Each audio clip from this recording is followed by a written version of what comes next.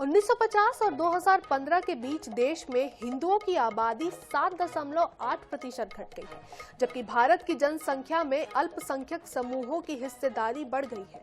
इसी तरह पाकिस्तान और बांग्लादेश में भी बहुसंख्यक आबादी वाले मुसलमानों की हिस्सेदारी बढ़ी है। ये सामने आया है कि प्रधानमंत्री की आर्थिक सलाहकार परिषद की एक स्टडी से। देखिए पूरी रिपोर्ट।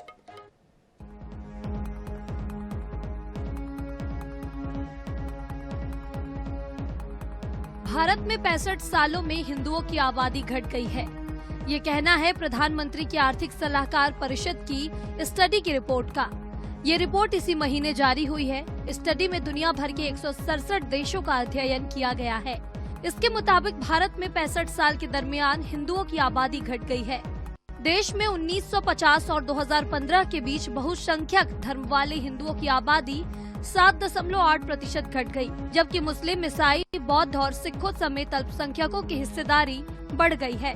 1950 में भारत की जनसंख्या में हिंदुओं की हिस्सेदारी 84% थी। 2015 तक यह घटकर 78% हो गई है। इसी अवधि में मुसलमानों की हिस्सेदारी 9.84% से बढ़कर 14.09% हो गई है। हालांकि इस अवधि में जैन और पारसियों की संख्या में कमी आई है।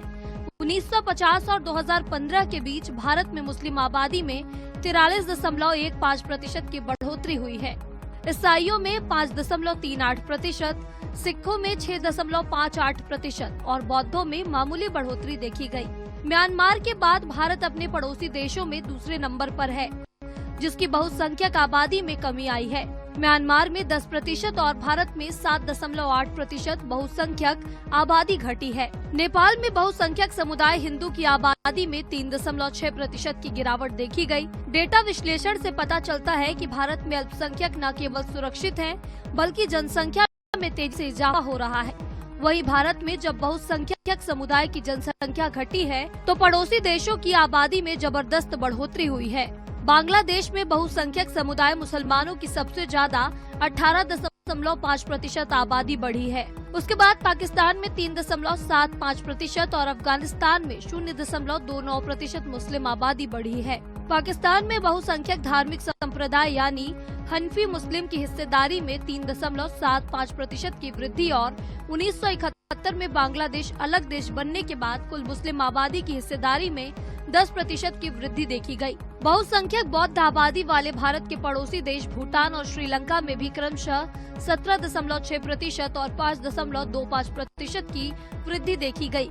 स्टडी के मुताबिक ऑस्ट्रेलिया, चीन, कनाडा, न्यूजीलैंड जैसे देशों और कुछ पूर्वी अफ्रीकी देशों की जनसंख्या में बहुसंख्यक समुदाय की आबादी में भारत की तुलना में ज्यादा गिरावट देखी गई है। Bureau report INS 24/7।